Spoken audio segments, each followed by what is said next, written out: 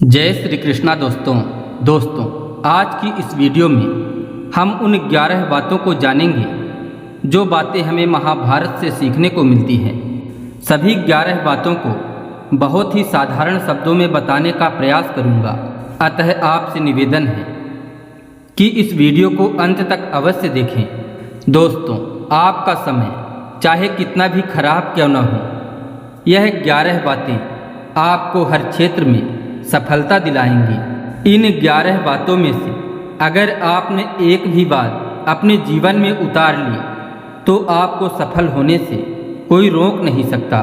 तो चलिए दोस्तों, आपका और ज़्यादा समय न लेते हुए वीडियो की शुरुआत करते हैं। दोस्तों, महाभारत से पहली बात सीखने को मिलती है कि अधूरा ज्ञान बहुत ही खतरनाक होता है। दोस्तों, शायद यह बात आप भी जानते होंगे। अर्जुन के पुत्र अभिमन्यु ने अपने माँ के गर्भ में ही चक्रव्यूह में घुसने का ज्ञान प्राप्त कर लिया था, परंतु चक्रव्यूह से निकलने की जानकारी नहीं मिली। जो अधूरा ज्ञान ही अभिमन्यु के लिए प्राण घातक सिद्ध हुआ। दोस्तों, अभिमन्यु की मृत्यु महाभारत युद्ध के समय चक्रव्यूह में फंसने से हुई। इसलिए दोस्तों, इस बात से हमें सीख लेना चाहिए कि किसी भी विषय की हमें पूर्ण जानकारी होना अति आवश्यक है। इसके बाद महाभारत से हमें यह भी सीखने को मिलता है कि युद्ध अंतिम विकल्प है। महाभारत का युद्ध हमें सिखाता है कि किसी देश अथवा राज्य के लिए युद्ध का विकल्प अंतिम होना चाहिए। शिशुपाल के बार बार अपमान करने पर भी भगवान कृष्ण युद्ध से बचते रहे। जरासंध, काल्यावंत और वाणासुर के आक्रमण पर श्री कृष्ण ने मथुरा को छोड़ रणछोड़ कहलाना स्वीकार किए और भगवान कृष्ण अंत तक युद्ध को टालते रहे। महाभारत युद्ध शुरू होने से पहले भी भगवान कृष्ण ने कौरवों को बहुत समझाने का प्रयास किए, लेकिन जब उनके सभी प्रयास असफल हो गए तभी उन्होंने युद्ध का समर्थन किए।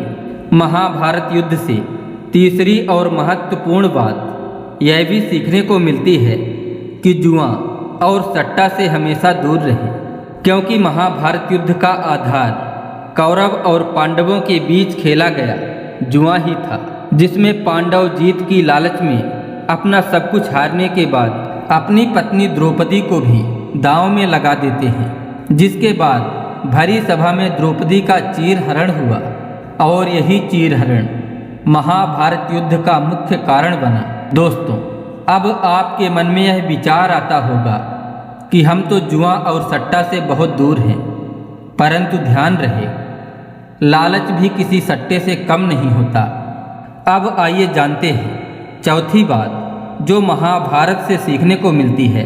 संगति का विशेष रूप से ध्यान रखें। दोस्तों, महाभारत युद्ध का एक यह भी मुख्य कारण था दुर्योधन का उसके मामा शकुनी की संगति, क्योंकि शकुनी बार बार दुर्योधन को उल्टी शिक्षा देता था और वह हमेशा ही छल कपट का सहारा लेता था। दूसरी तरफ कर्ण पर भी संगति का बुरा प्रभाव पड़ा।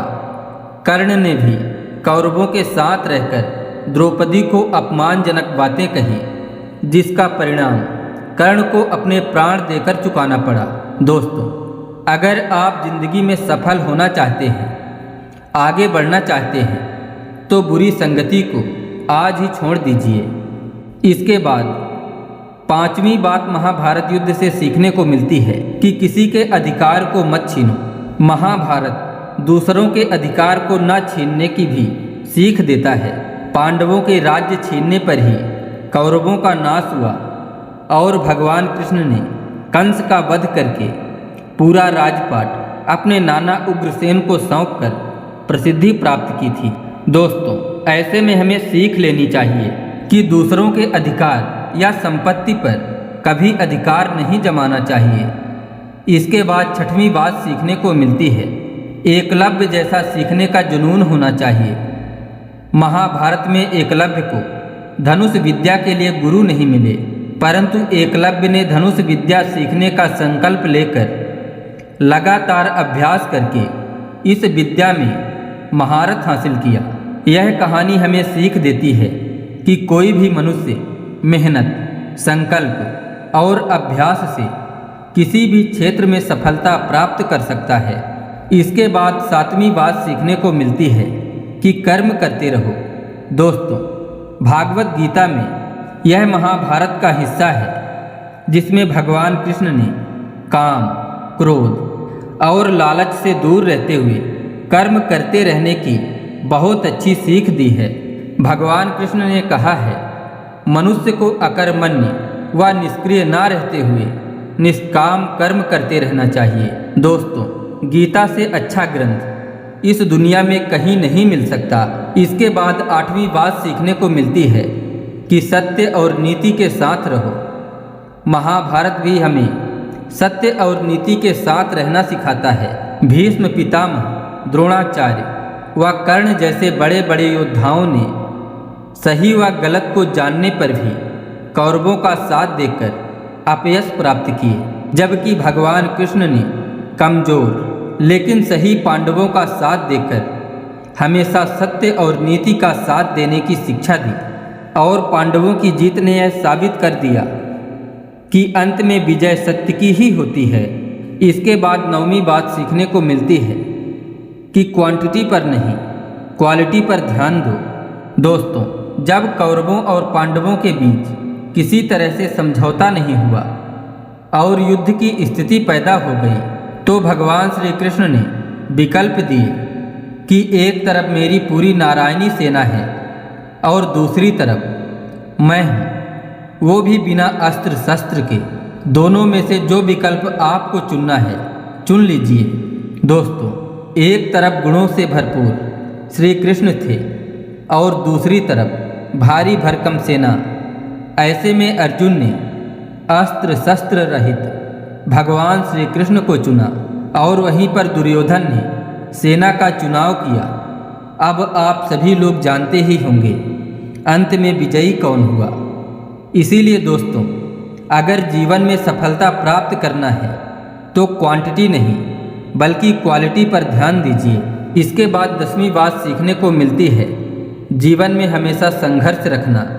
दोस्तों, महाभारत युद्ध में पग पग पर संघर्ष को दिखाया गया है। महाभारत में शुरू से लेकर अंत तक जीवन के संघर्ष को दिखाया गया है। अम्बे अम्बालिका का संघर्ष हो या फिर गंगा को पाने के लिए शांतनु का संघर्ष हो या फिर उन दोनों के साथ के लिए भीष्म पितामह का संघर्ष हो, युवराज बनने के लिए दुर्योधन का संघर्ष हो या फिर सम्मान पाने के लिए कर्ण का संघर्ष हो या फिर दिव्यास्त्र पाने के लिए अर्जुन का संघर्ष हो। महाभारत की शुरुआत ही संघर्ष से हुई है। महाभारत सिखाती है जीवन में कभी भी चाहे परिस्थितियां कैसी भी हों, संघर्ष से हार मानकर नहीं बैठना चाहिए। इसके बाद 11वीं और सबसे महत्वपूर्ण बात सीखने को मिलती है कि हमेशा सोच समझकर ही बोलना चाहिए। दोस्तों, हमारे द्वारा बोले गए शब्द हमारे कर्म होते हैं। इंद्रप्रस्थ में द्रौपदी द्वारा दुर्योधन का अपमान कहीं न कहीं महाभारत युद्ध का एक विशेष कारण था। इसके बाद हस्तिनापुर की राजसभा में कर्ण द्रौपदी का अपमान करता है। इसी कारण कर्ण भी पाप का भागी बन गया। अपने द्वारा बोले गए शब्दों के कारण कर्ण जीवन भर पछताता रहा।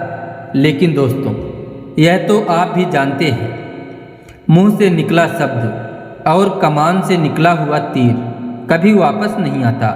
इसीलिए दोस्तों, जब भी आप बोलें सोच समझकर बोलें, पहले शब्दों को तोलें फिर बोलें। दोस्तों, ये थी महाभारत की वह 11 बातें जो हमें महाभारत से सीखने को मिलती हैं। आशा करते हैं यह प्रस्तुति आपको अच्छी लगी होगी, तो कृपया वीडियो को एक लाइक करें एवं चैनल में नए हों तो सब्सक्राइब करें। मिलते हैं अगले वीडियो में एक और रोचक कहानी के साथ। तब तक के लिए जय श्री कृष्णा, राधे राधे।